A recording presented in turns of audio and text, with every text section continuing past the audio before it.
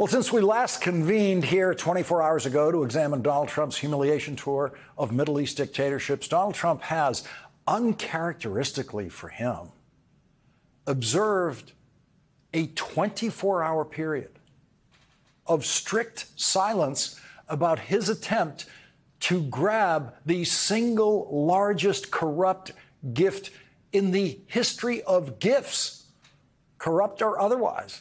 And by largest, I mean physically largest, because Donald Trump is taking much larger financial gifts through his new cryptocurrency scam that he pretends is a business. The 13-year-old 747-800, which is the largest model of 747, that Donald Trump desperately wants to accept as a gift from the dictator of Qatar, is now only worth about $400 million as it sits at the San Antonio airport in Texas, abandoned by the dictator of Qatar because it's not good enough for him anymore. But it's good enough for Donald Trump. Donald Trump is currently the only person in the Middle East too stupid to understand how humiliated he is now by that 13-year-old plane that's not good enough for a dictator, but is more than good enough for Donald Trump. As president, Donald Trump already has access to the two best, most sophisticated 747s in the world that serve as Air Force One. But Donald Trump wants to spend billions of dollars converting a 13-year-old 747-800 to serve as Air Force One, maybe in the last year of his presidency, like around that time. That's how long it would take, at least. And then he just plans to take it with him to use any way he wants after he leaves the White House. He took classified documents the last time he left. This time, he wants to take a copy of Air Force One.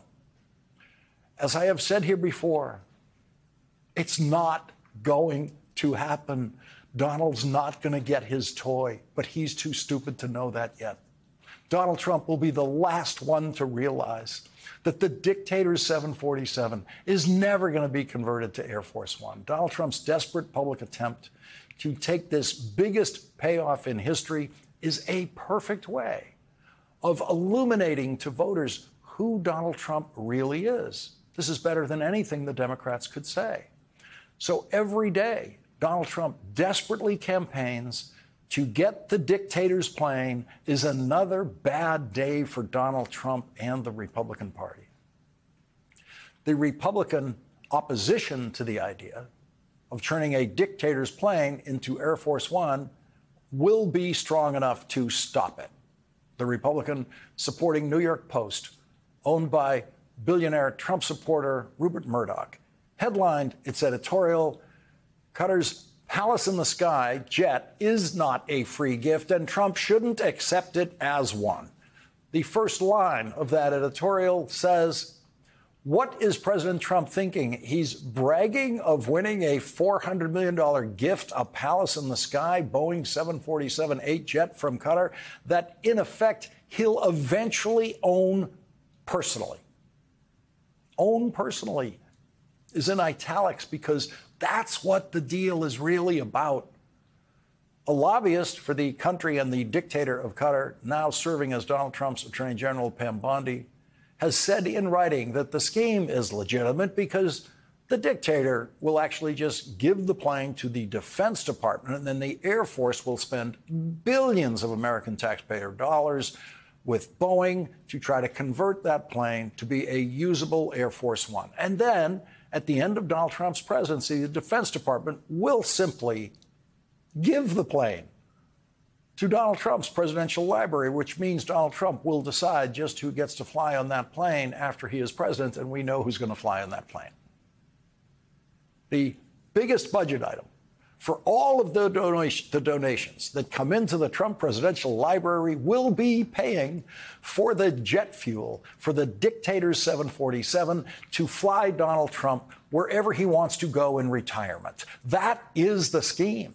And that is why Rupert Murdoch and the New York Post today said that it is a deal for a 747, quote, from Qatar that, in effect, he'll eventually own personally, end quote. Rupert Murdoch's words. And Rupert Murdoch's New York Post is not buying Attorney General Pam Bondi's defense that it's not a bribe. The Republican New York Post says, quote, "Sorry, this gift is far from free. Qatar will surely expect something in return, and the optics are beyond awful, especially as Congress mulls hundreds of billions in Medicaid cuts." The Democrats in Congress exposing those Medicaid cuts and fighting those Medicaid cuts are the real beneficiaries of the gift the dictator of Qatar has decided to give. Because as Donald Trump, the Republican candidate for president who promised not to cut Medicaid, is supporting cuts to Medicaid and the Affordable Care Act that will rob 13 million people of health coverage, at that very same time, Donald Trump is publicly begging for a $400 million gift for him from a dictator who has already given much more than that to support the terrorist organization Hamas. It takes Trump-level stupidity to create a political dynamic like that.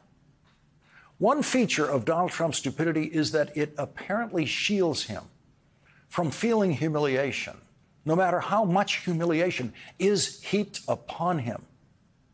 There is an obsession of Donald Trump's at work here with this plane, and it is his size obsession. Donald Trump has been defensively and publicly obsessed with size ever since Kurt Andersen and Graydon Carter at Spy Magazine in 1986 coined the phrase short-fingered vulgarian to describe Donald Trump. As a presidential candidate in 2016, Donald Trump became the first presidential candidate in history to defend the size of his fingers and try to describe for us the size of something we cannot and don't want to see. He's really not that much of a lightweight. And as far as, and I have to say this, he hit my hands. Nobody has ever hit my hands. I've never heard of this one. Look at those hands. Are they small hands?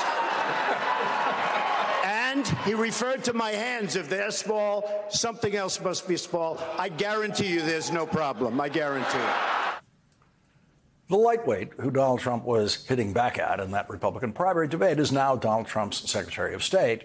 And this is what Marco Rubio said about Donald Trump when he was running against him. Donald Trump is a con artist. I'll admit, the guy, he's taller than me. He's like 6'2", which is why I don't understand why his hands are the size of someone who's 5'2". Have you seen his hands? They're like this. And you know what they say about men with small hands? You can't trust them. You can't trust them. You can't trust them. And so we may have Donald Trump's size obsession to thank for the latest insanity he has visited upon our politics and the Constitution with his desperate attempt to take exactly the kind of gift that the Constitution says a president is not allowed to take. The founders of this country, who knew that there were kings across the ocean who would want to buy an American president's favor with gifts, wrote into the Constitution, the first law of the land, that a president is not allowed to accept any gifts from any kings, kings specifically mentioned in the Constitution, or governments. They were all watching in 2016 when Donald Trump was defending the size of his fingers to Marco Rubio and whatever else he was defending in that debate. They were all watching. The dictators of the world were all watching that debate.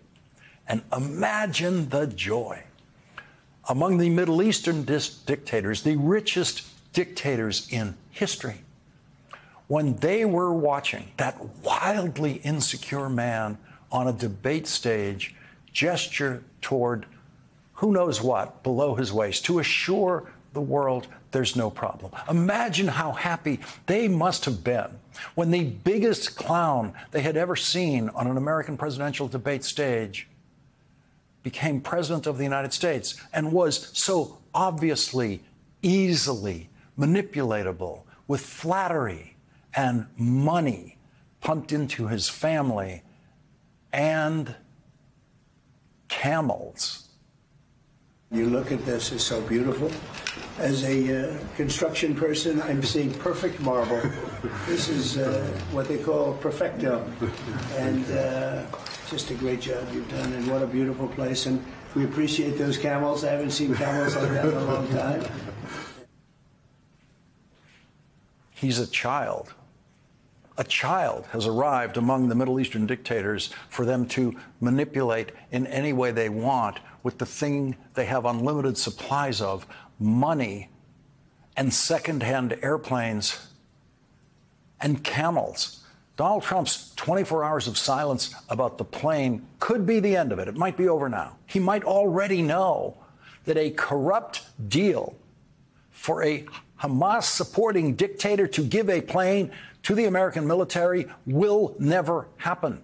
There is no way that deal could survive a vote in Congress, even with a Republican-controlled Senate. Another day, another Republican senator publicly opposes Donald Trump's palace in the sky. On the jet, though, Mano, I'd just say this.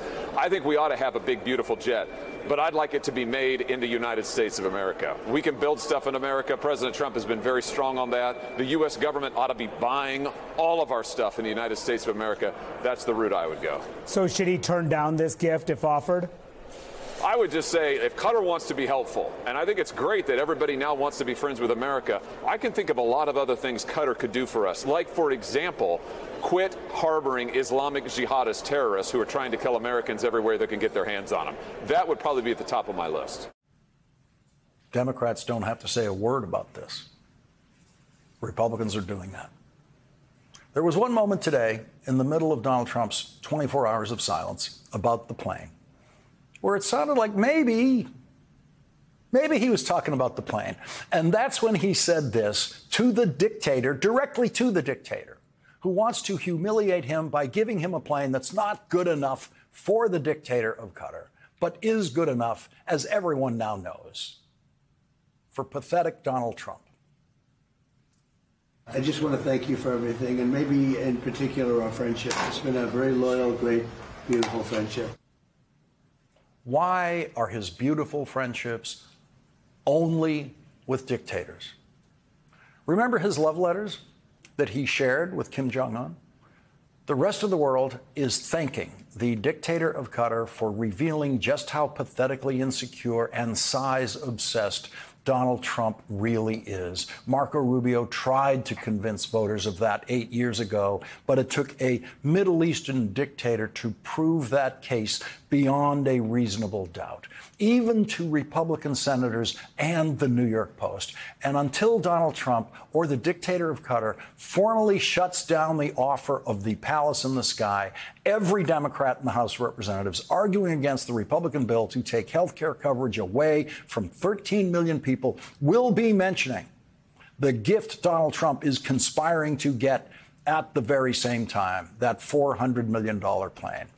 Every Democratic senator in the Senate arguing against the Trump budget bill that will take health care coverage away from 13 million people will have a picture of that palace in the sky somewhere nearby to remind everyone who's listening of what Donald Trump really cares about, and to remind them how relentlessly Donald Trump lied to them, lied to voters, lied to his voters every single time he said he would not cut Medicaid. The palace in the sky, just like Donald Trump's tariffs, is going to be a political issue in this country for as long as Donald Trump's stupidity allows it to be. And in the end, Donald Trump's tariffs will go away, and the palace in the sky will remain just a demented dream for Donald Trump.